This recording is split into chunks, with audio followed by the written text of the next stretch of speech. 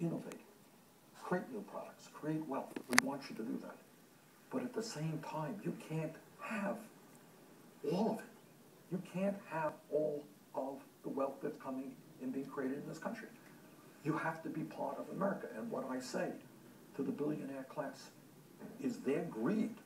We appreciate their innovations, but their greed is destroying America. They cannot have it all. So I think, you look at countries around the world, we're not the only innovative countries, but you need a tax system which is fair.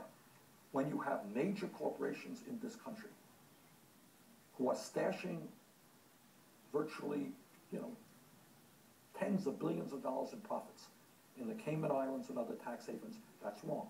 They've got to start paying their fair share of taxes. Warren Buffett, one of the richest guys in the world, reminds us that his effective tax rate is lower than his private secretaries.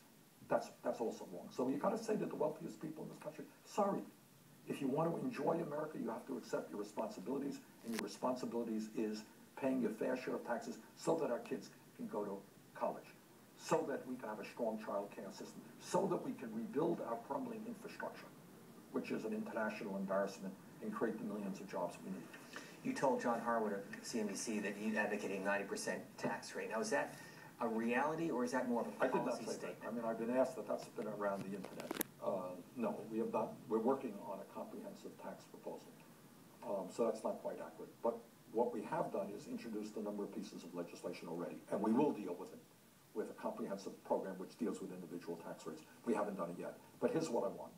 We are going to eliminate these incredible loopholes that allow corporations to stash their money in tax havens, and we're losing about $100 billion a year on that. We are going to ask for a transaction tax on Wall Street speculation. We can raise a lot of revenue doing that. We are going to put forward a progressive estate tax.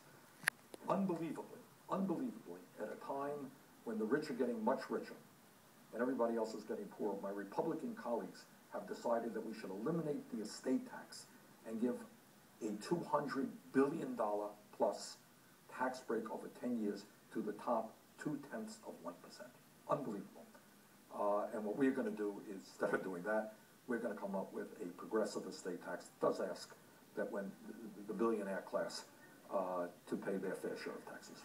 If you're elected president, you likely, though, will have at least a Republican-controlled House, possibly a Republican-controlled Senate. So how do you get things done? All right, that's a great question. And this is what I say in every speech that I give. And I'm the only candidate for president probably who's ever said this.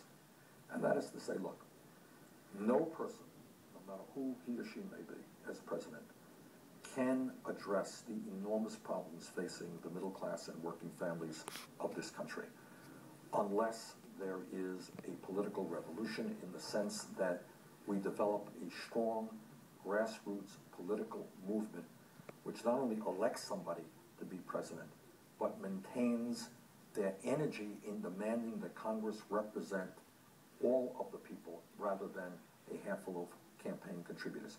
One of the very interesting points is, very often people say, well, Bernie Sanders, you're way out of touch, you're a fringe guy, you're really radical.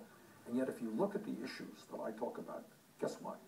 Vast majority of the people support the issues that I talk about. Just a poll in the Wall Street Journal the other day, overwhelming support for expanding Social Security by lifting the cap on taxable income.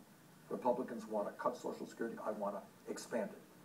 Strong support for raising the minimum wage to $15 an hour. That is my view. Many Republicans want to even eliminate the concept of Social Security. Strong support for asking the wealthy and large corporations to start paying their fair share of taxes. Republicans want to lower taxes on the rich. So the interesting point is, what you have right here with the Republican Congress is these guys, in my view, are way out of touch with where the American people are coming from. And my job is to rally the American people, working with people all over this country to create a strong political movement so that Congress starts listening to them. When that happens, we will be able to get a progressive agenda through. If it doesn't, if, as in the last election, 63% of the people don't vote, forget it. The billionaire class and the campaign contributors on Wall Street will continue to prevail.